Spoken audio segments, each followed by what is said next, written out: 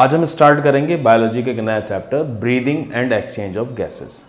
Breathing से मतलब है simply intake of oxygen and removal of carbon dioxide. NCERT में इसको इस तरीके से लिखा हुआ है कि जो गैसेस एक्सचेंज होता है between the oxygen of atmosphere and CO2 of our lungs is known as breathing. और रेस्पिरेशन एक कैटाबॉलिक प्रोसेस है जिसके अंदर आप जानते हैं कि ऑक्सीडेशन होता है डाइजेस्टेड फूड का, एनर्जी रिलीज होती है और फिर उस एनर्जी को इन the form of ATP molecule फिर बॉडी उसको इस्तेमाल कर लेती है। इधर इस चैप्टर के अंदर breathing and exchange of gases में जो ना लफ्ज़ रेस्पिरेशन इस्तेमाल किया है वो ब्रीदिंग के सेंस में ही किया है, जबकि रेस्पिरेशन प्लांट्स के अंदर हम ब्रीदिंग और रेस्पिरेशन बिल्कुल अलग अलग सीखते हैं। तो इधर हम इस चैप्टर के हिसाब से कह सकते हैं कि रेस्पिरेशन की भी 3 स्टेजेस हो सकती हैं, एक्सटर्नल रेस्पिरेशन, इंटरनल रेस्पिरेशन और सेलुलर रेस्पिरेशन। एक्सटर्नल रेस्पिरेशन का मतलब है कि ये जो गैसेस एक्सचेंज हो रहा है between the atmosphere and our lungs, ये कहलाएगा एक्सटर्नल रेस्पिरेशन। इंटरनल रेस्पिरेशन मतलब gases exchange between the lungs and blood and the gases exchange between blood and body fluids, ये कहलाएगा इंटरनल रेस्पिरेशन। सेलुलर रेस्पिरेशन वही जो ऑर्गेनिक सब्सटेंसेस का oxidation होता है हमारे सेल के अंदर, वो कहलाएगा सेलुलर रेस्पिरेशन। ठीक है ना। तो ब्रीदिंग से मतलब क्या होगा, intake of oxygen, removal of carbon dioxide. Respiration से मतलब क्या होगा कि ये जो ऑक्सीजन अंदर का ये ऑक्सीडेशन करेगी डाइजेस्टेड फूड का, एनर्जी रिलीज होगी, CO2 रिलीज होगी और ये जो एनर्जी रिलीज होगी in the form of ATP molecule release होगी। And what are the 3 stages of respiration? External respiration, internal respiration और सेलुलर रेस्पिरेशन। एक्सटर्नल रेस्पिरेशन का मतलब the exchange of gases between the atmosphere and our lungs. Internal respiration, the exchange of gases between the lungs and blood, and the exchange of gases between the blood and body fluids. Cellular respiration जो oxidation होता है food का हमारे cell के अंदर, वो cellular respiration कहलाता है। ठीक है। अब हम एक डायग्राम बना लेते हैं लंग्स का और कुछ और नए सवाल सीखते हैं।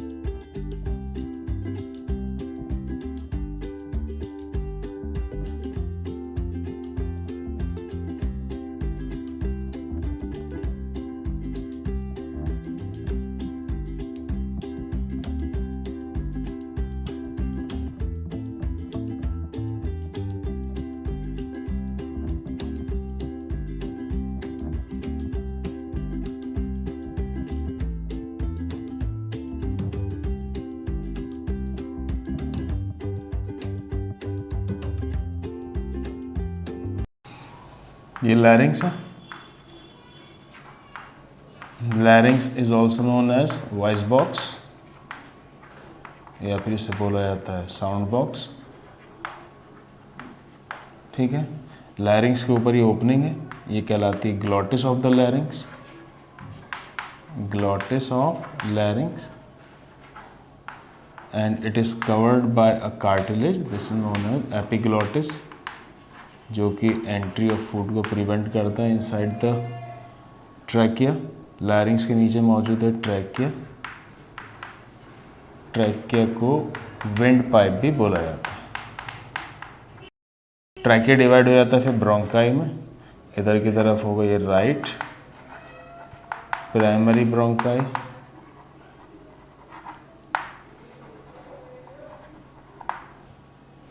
और ये हो जाएगा left primary bronchi. Left primary bronchi. यहाँ पर जो समझने की बात है वो ये कि जो प्राइमरी ब्रोंकाई राइट साइड वाला है ये ज़्यादा चौड़ा होता है, छोटा होता है and more in line with the trachea. तो right primary bronchi is shorter, wider and more in line with trachea. इसलिए बाहर से जो सांस आती है, एयर आती है, वो राइट लंग में एंट्री के चांसेस के ज़्यादा होते हैं। मैं यहाँ लिख भी देता हूँ राइट लंग में और ये लेफ्ट लंग, क्योंकि इधर चांसेस ज़्यादा होते हैं एंट्री के, इसलिए इन्फेक्शंस राइट लंग में ज़्यादा common. Therefore infections are more common in right lung. ठीक है, ये भी बात आपको याद होगी कि जो हमारे लंग्स हैं they are covered by a membrane known as pleura, है ना। ये भी दो होती हैं, आउटर साइड में कहलाती है outer parietal pleura, inner visceral pleura, और इन दोनों प्लूरा के बीच में कैविटी होती है, दोनों मेम्ब्रेन के बीच में कैविटी होती है, कहलाती है प्लूरल कैविटी, प्लूरल कैविटी। ठीक है ना। लंग्स के अंदर फिर आपको और नज़र आएंगी चीज़ें, जैसे कि फिशर नज़र आ रहे हैं, ये कहलाता है हॉरिजॉन्टल फिशर। राइट लंग में दो फिशर हैं, एक है हॉरिजॉन्टल फिशर और एक है ये ऑब्लिक फिशर।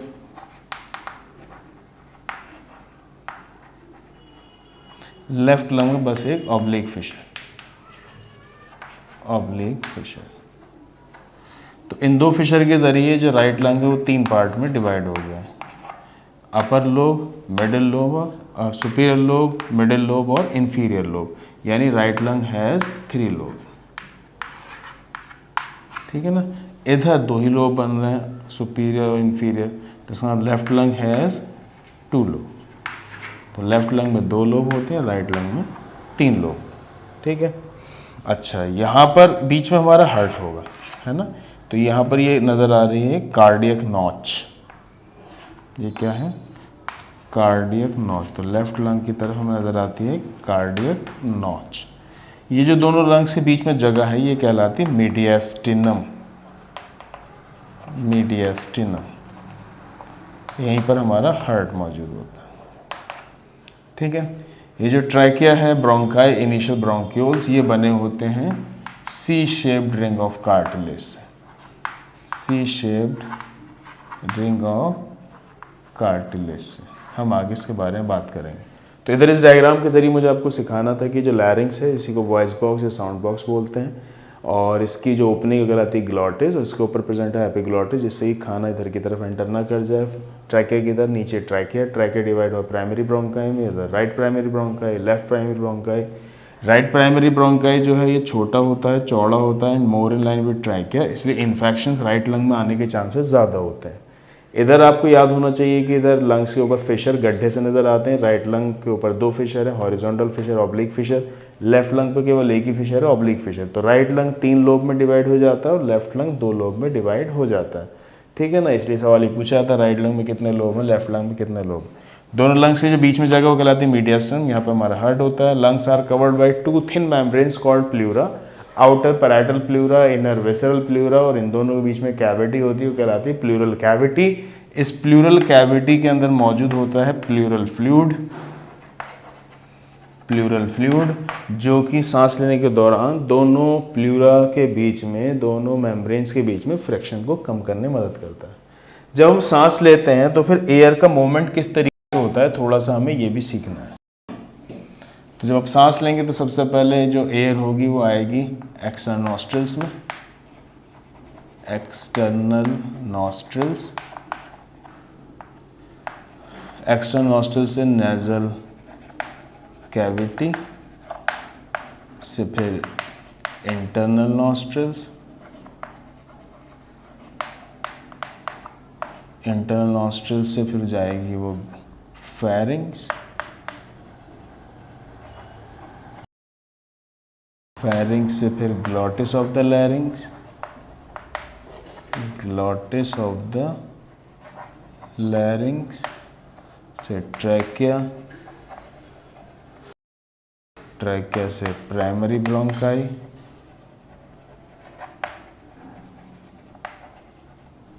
प्राइमरी ब्रोंकाई से फिर सेकेंडरी ब्रोंकाई,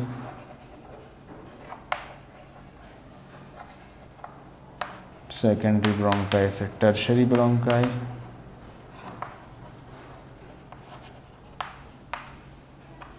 टर्शरी ब्रोंकाई से फिर टर्मिनल ब्रोंक्यूल,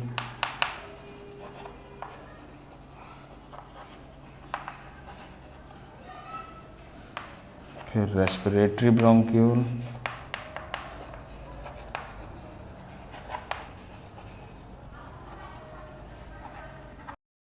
फिर एल्वियोलर डक्ट्स,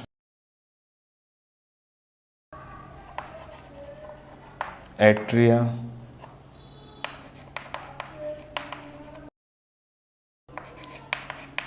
एल्वियोलर सैक, फिर एल्वियोलाई।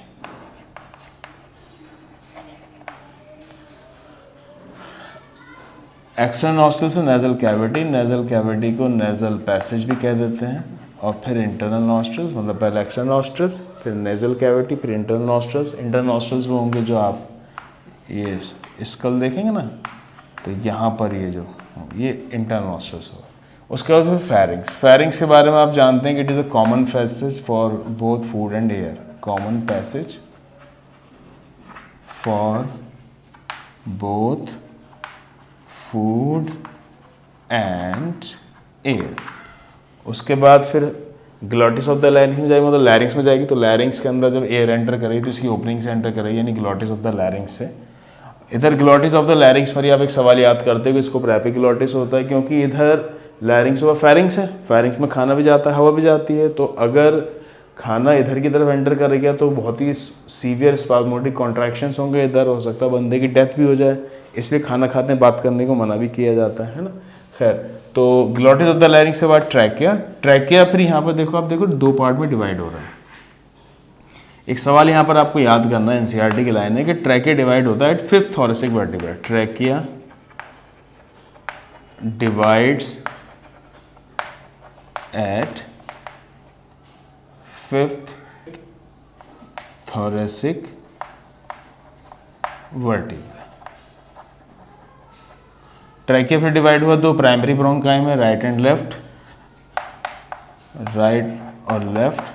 प्राइमरी ब्रोंकाई भी डिवाइड हुआ सेकेंडरी ब्रोंकाई में, one for each lobe of lung, इसलिए सेकेंडरी ब्रोंकाई आपको राइट लंग में नजर आएंगे 3, क्योंकि इधर 3 लोब होते हैं, लेफ्ट लंग में नजर आएंगे 2, क्योंकि इधर 2 लोब होते हैं। टर्शरी ब्रोंकाई होते हैं हर एक ब्रोंकोपल्मोनरी सेगमेंट के लिए, जो आपको नहीं याद करने हैं, तो 10 राइट की तरफ होते हैं या 10 लेफ्ट की तरफ होते हैं। फिर ये टर्मिनल ब्रोंक्यूल, तो इधर टर्मिनल ब्रोंक्यूल तक का जो ये रास्ता है बाहर से, ये कहलाता है conducting part of lung, conducting part of lung. और एल्वियोलाई और उसकी जो डक्ट्स हैं वो कहलाती है रेस्पिरेटरी और exchange part of lung, respiratory और एक्सचेंज पार्ट ऑफ लंग। अब इस पर फिर एनसीईआरटी में लाइन दे रखी है, जैसे कि लाइन एनसीईआरटी में दे रखी है कि कंडक्टिंग पार्ट ऑफ लंग कहाँ तक है लंग्स में, कंडक्टिंग पार्ट ऑफ लंग्स कहाँ तक है, तो आपको आंसर लगाना होगा कंडक्टिंग पार्ट ऑफ लंग्स होता है up to terminal bronchioles, up to terminal bronchioles. सवाल ये भी कंपटीशन में पूछा जाता है कि रेस्पिरेटरी या एक्सचेंज पार्ट ऑफ लंग्स कहाँ तक है, रेस्पिरेटरी या फिर एक्सचेंज पार्ट ऑफ लंग कहाँ तक है। तो respiratory exchange part of lung alveoli and their ducts मिलके बनाती हैं, alveoli and their ducts. Alveoli and their ducts मतलब आप ये मान सकते हैं कि एल्वियोलाई इसके जो पीछे की डक्ट्स है ये बनाती है respiratory exchange part of lung. Conducting part of lung का काम ये होता है कि ये एयर को कंडक्ट कराती है एटमॉस्फेयर से लंग्स में, इसके अलावा ये एयर को ह्यूमिडिफाई भी करती है, इसके अलावा ये एयर के अंदर जो डस्ट पार्टिकल है उससे उसको फ्री करती है, वो अंदर ही रह जाते हैं, रास्ते में चिपक जाते हैं, वो आगे तक नहीं जाते हैं, यानी कि क्लियर करती है एयर को फ्रॉम फॉरेन पार्टिकल्स, उसे ह्यूमिडिफाई करती है, उसका टेम्परेचर बॉडी टेम्परेचर बराबर करती है, उसके अलावा एयर को ट्रांसपोर्ट करती है अप टू द लंग्स। ये सवाल एनसीईआरटी में दे रखे हैं, ये बातें एनसीईआरटी दे रखे हैं। Respiratory exchange part of lungs का काम किया, तो एक्चुअल में जो गैसेज एक्सचेंज होता है, एटमॉस्फेयर वाली ऑक्सीजन जो हमारे लंग्स के अंदर जाती है वो via respiratory exchange part of lungs से ही जाती है, ठीक है ना।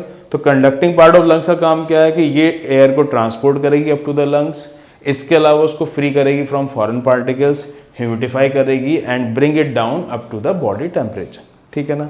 इधर एक दो बातें आपको और याद करनी है कि एनसीईआरटी में दे रखा है कि ट्रैकिया, ब्रोंकाई, या मतलब primary second tertiary bronchi, terminal के लिखा एंड इनिशियल ब्रोंक्यूल्स, ये इनकम्प्लीट सी शेप्ड कार्टिलेज से बने हुए। तो एनसीईआरटी की लाइन है कि trachea primary secondary tertiary bronchi and initial bronchioles. Trachea, primary, secondary, tertiary bronchi and initial bronchioles are made up of incomplete C-shaped cartilaginous ring.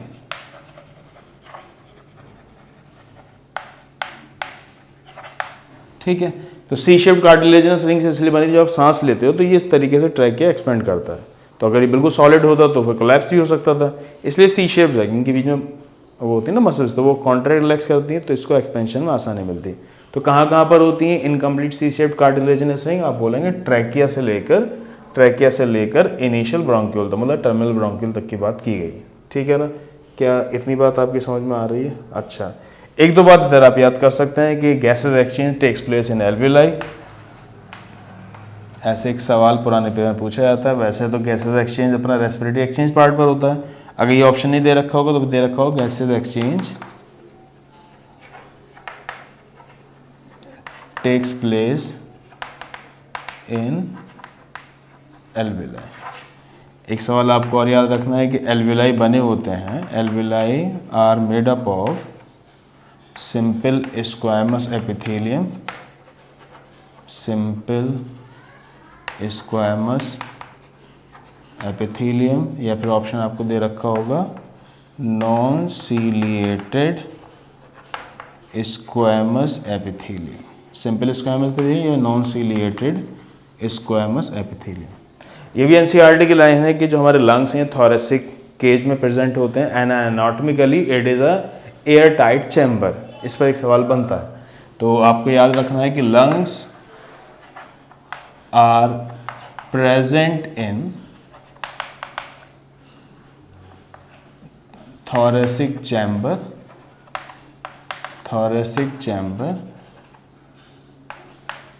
which is anatomically